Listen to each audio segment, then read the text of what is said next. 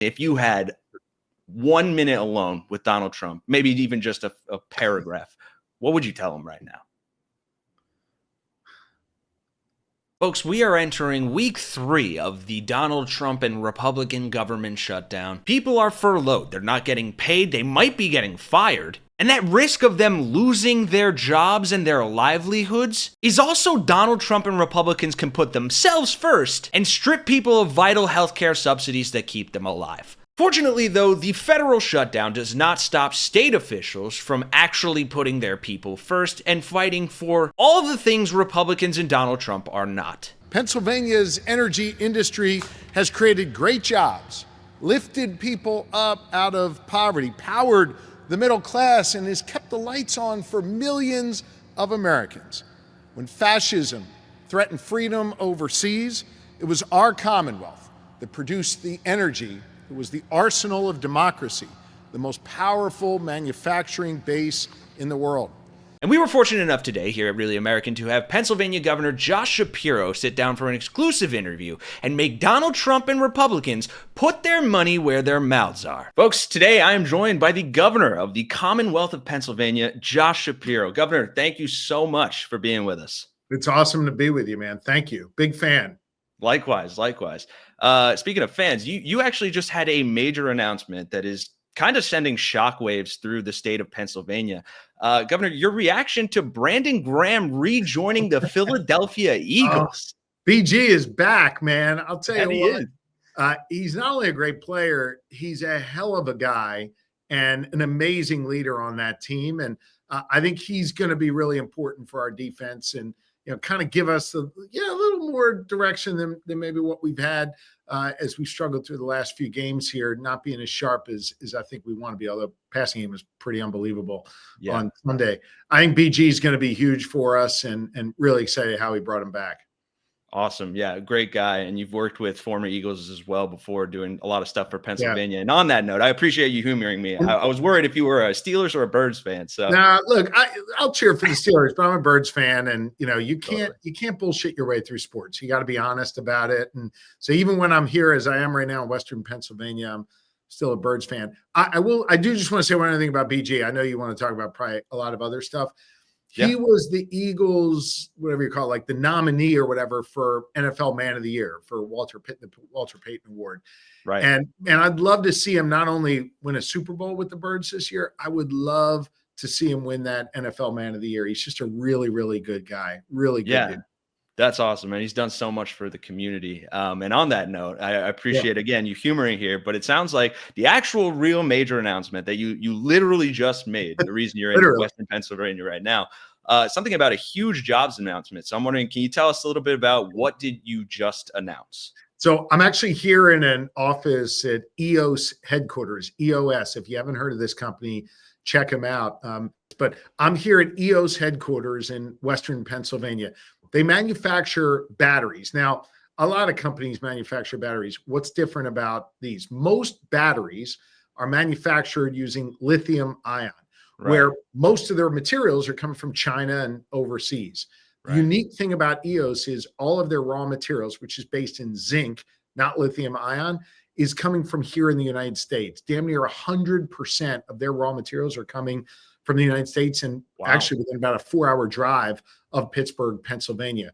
So it's showing we can build big things in Pennsylvania, in America. It's showing we can build more clean energy sources. And what these batteries are able to do is basically add power to the grid, which means your lights stay on, your prices come down or don't go up. And it puts you in a position where, frankly, we've got more freedom and more job opportunities because we have more energy production. It's being done in a really clean way. And I'm also proud of the fact that I was a little late because I was shaking the hands of a bunch of workers here. We're going to go from 230 employees here in Pennsylvania to over 1,000 as a result of this jobs announcement I made today. And a huge number of them are steel workers. So these are good, high-paying union jobs right here in Pittsburgh.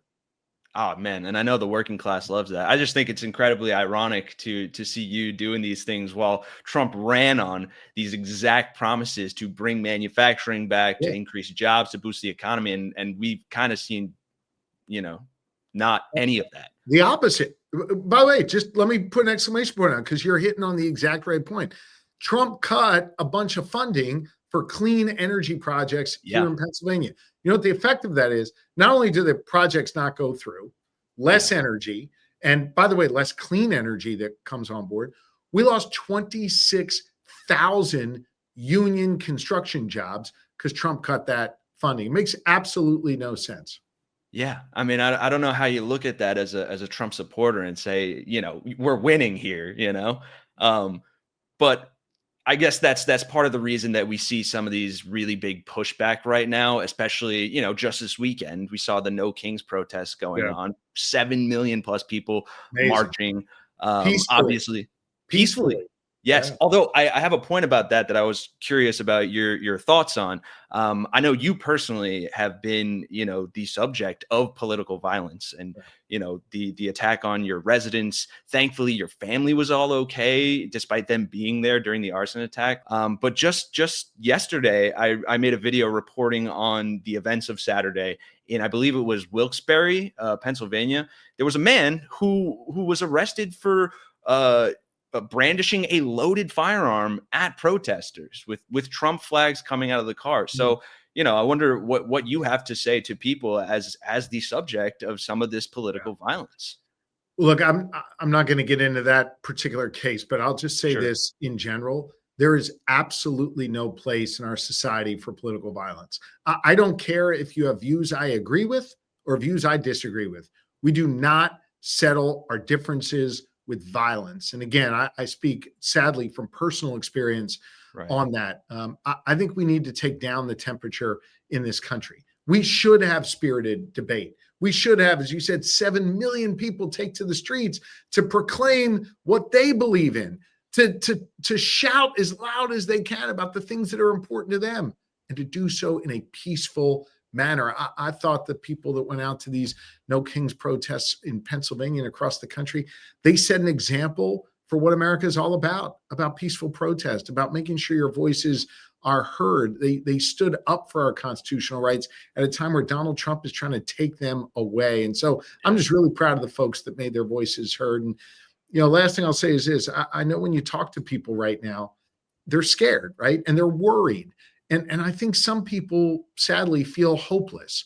I think what this weekend showed is that there's a lot of hope and people have agency. They've got power and they went and used it. And I just think it was awesome. Yeah. I mean, I respect that and I appreciate it. I think if we've seen anything in at least the last, 15, 20 years of this country's politics is that you can run an entire campaign on hope and run it to victory. Mm-hmm. I do want to just quickly address because this, I know we don't want to talk too much about political violence and stuff, but there seems to be a ramping up of a lot of these really extremist, like I want to say violent measures because they kind of inherently become that. But with regard to Trump's utilization of the National Guard, right? We had violence as the Texas National Guard was sent to Chicago, pretty close by. We have it in Portland right now where an appeals court just granted him the ability to send in these troops, despite there really being no evidence for the amount of crime that he is purporting here. So what is your reaction to what is unfolding and specifically for you as the governor of Pennsylvania and the commander in chief of your state's troops for the National Guard? Yeah, I mean, look, I think what the president's doing is incredibly dangerous. You pointed out correctly in your question. I mean, it is not needed. There is not the kind of violence that he proclaims there is on the streets of, wherever, Chicago, Portland, you name it. I mean, obviously there is crime in community, but not crime that necessitates sending in the guard, or by the way, sending in the guard from another state against the wishes of the governor.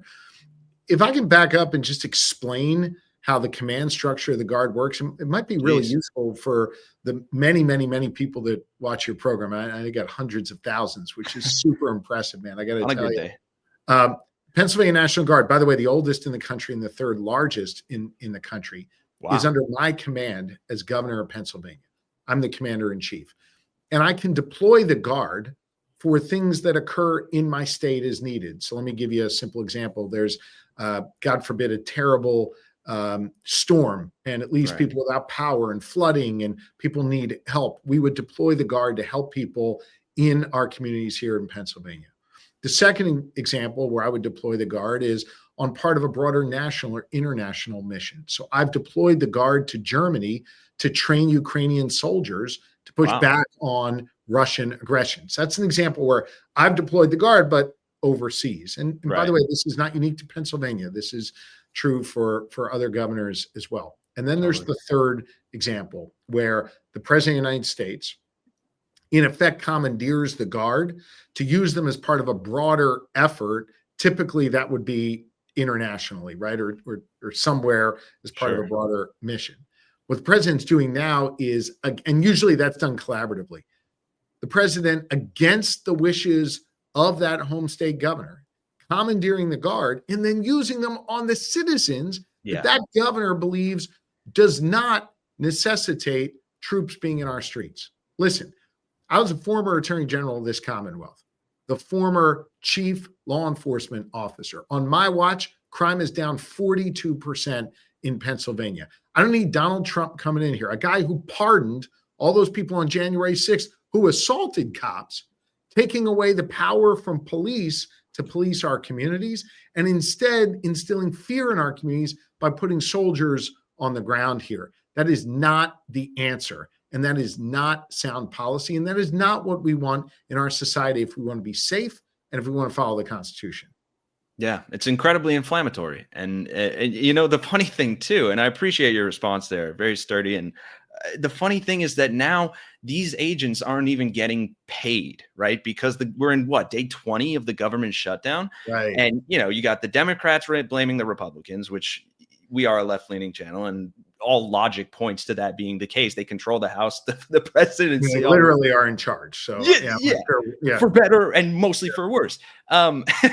But so I know you specifically, you're not one to point fingers and put blame here. So I do appreciate that you put the focus on the people. And in that regard, what would you say to, people who are in your state right now and, maybe they're federal employees and they don't know if they're going to be let go. They don't know if they're going to be able to put bread on the table, have a roof over their heads, get paid.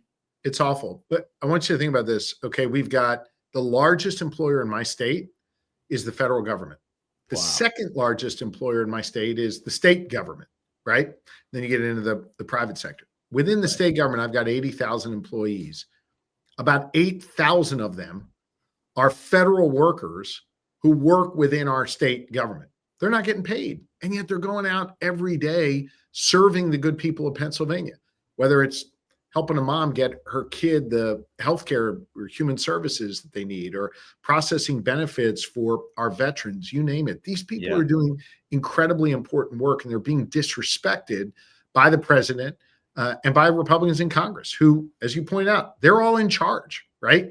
I mean, I think it's like laughable that they're in charge of everything, and then they want to blame the Democrats for their own inability to pass a budget. It's sort of crazy. So in addition to the workers, I want you to understand, we've got hundreds of thousands of Pennsylvanians that get food assistance. That's called SNAP, right?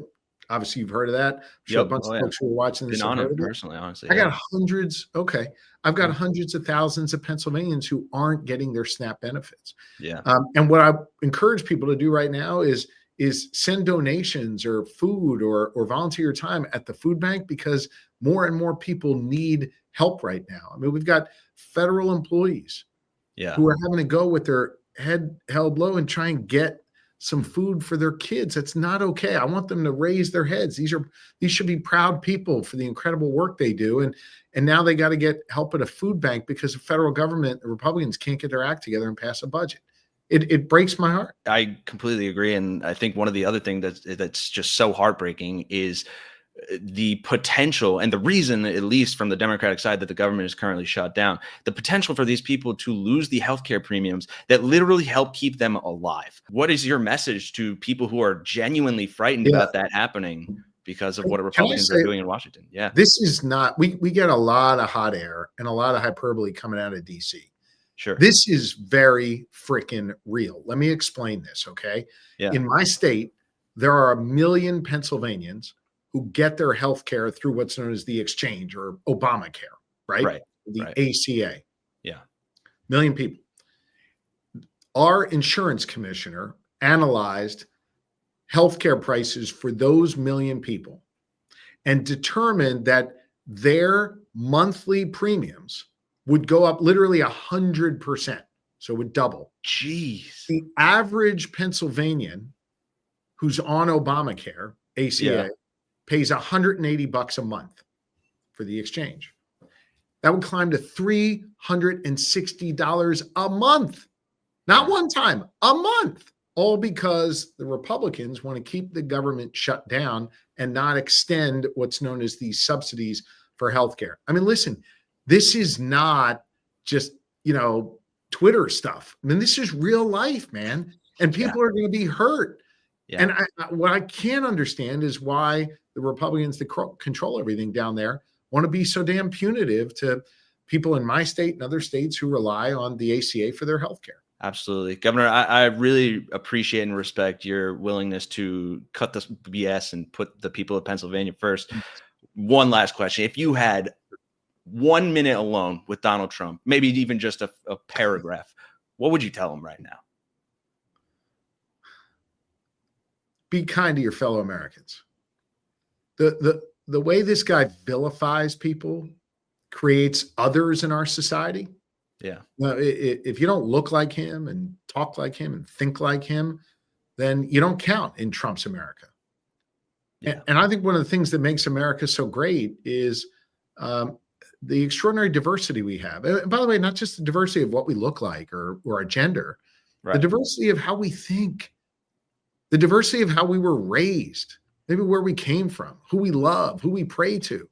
I think that's a strength. And I think he is constantly lopping off half the country, if not sometimes more, and tell them they don't count. Vilifying the opposing party, the Democrats, and talking about us not as political opponents, but as actually enemies of America. Yeah. I mean, this is crazy. So I guess what I would say to him is be kind to your fellow Americans. I appreciate you bringing a little humility to the conversation. I think it's something that's really needed. Governor, thank you so much for your time. You are welcome back anytime on the program, and best of luck with all the work there and with Brandon Graham back. BG, baby. All right. We'll see him on Sunday, I hope. Indeed. Indeed. All right. Thank you so much, Governor. See ya.